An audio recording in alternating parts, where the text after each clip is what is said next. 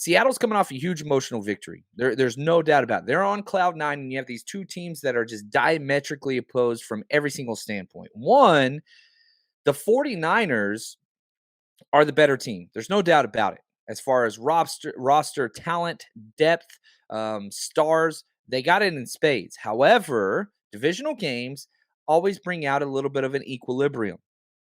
You add to the fact that the Seattle Seahawks have had the 49ers number for a long time. Very, very long time.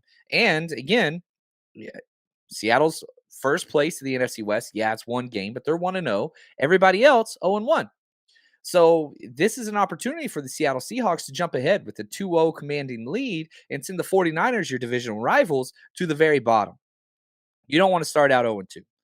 Now, Geno Smith, yeah, they won last week 17-16 in one of the ugliest games. I really feel like the two of the ugliest games of the week in week one was the 49ers losing to the Bears and the Seahawks beating the Broncos. Very similar storylines.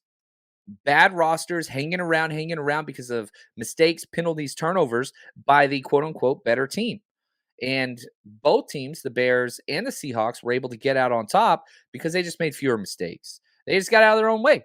And so the 49ers cannot do that moving forward. They've got to make sure penalties, turnovers, all those things moving forward are corrected.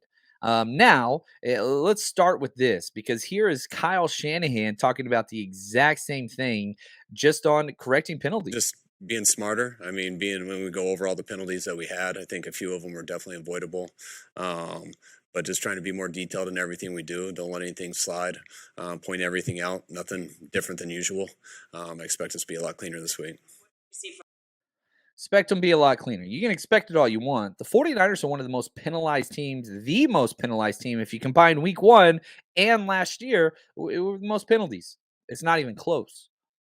So if we look at, let's step back from the situation, okay? Let's try to encapsulate what last year's teams look like, what the ranks after week one look like before we dive into this matchup. Because again, the more context that we provide to this situation, I think the better we're going to be able to assess it. It's very easy just to look at it and say, oh, 49ers are supposed to win. They're favored in Vegas, all these things. And that's true. But that doesn't give you the entire picture.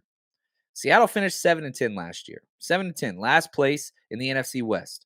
Again, you look at their numbers, 12th points allowed, 28th in team defense. They give up a lot of yards. We saw that already in week one.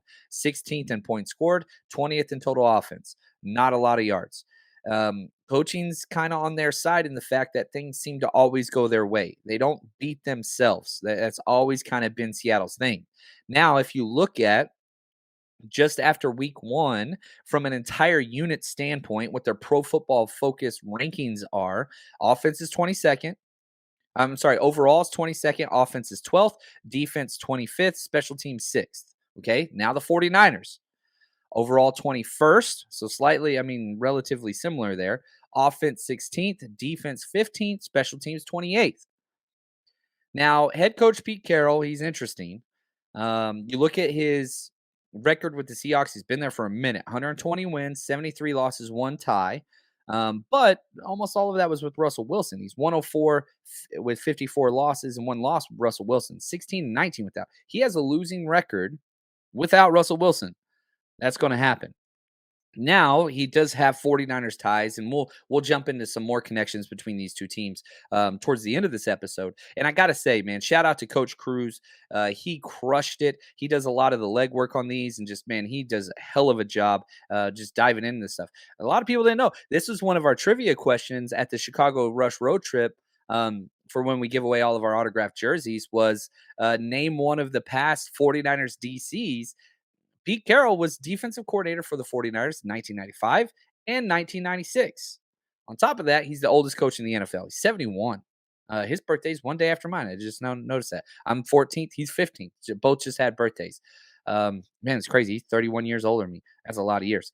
Now, and also I will add to this on our Patreon, we have broken down with 49ers cutback all of the all 22 from Seattle's first week one game. So if you want to go look at what's going on, and this is something that I think is important because Seattle's changed a lot up. they've changed a lot of entire defense, completely changed. They're 3-4 now, and going with that, like once a team gets what's out there and it's in the meta universe with film and you can go back and watch and see how they play things, now you can scheme it up. That's why week one's so crazy all the time, is because, man, teams can change stuff and you don't know. They don't show it in preseason. They don't show it in training camp, things like that. But week one, there's no pulling back punches. You're going. So now you have what they are trying to accomplish.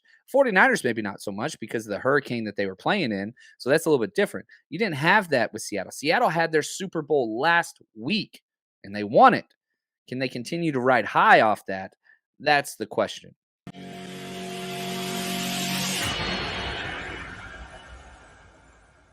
Time for the 49ers Rush Podcast.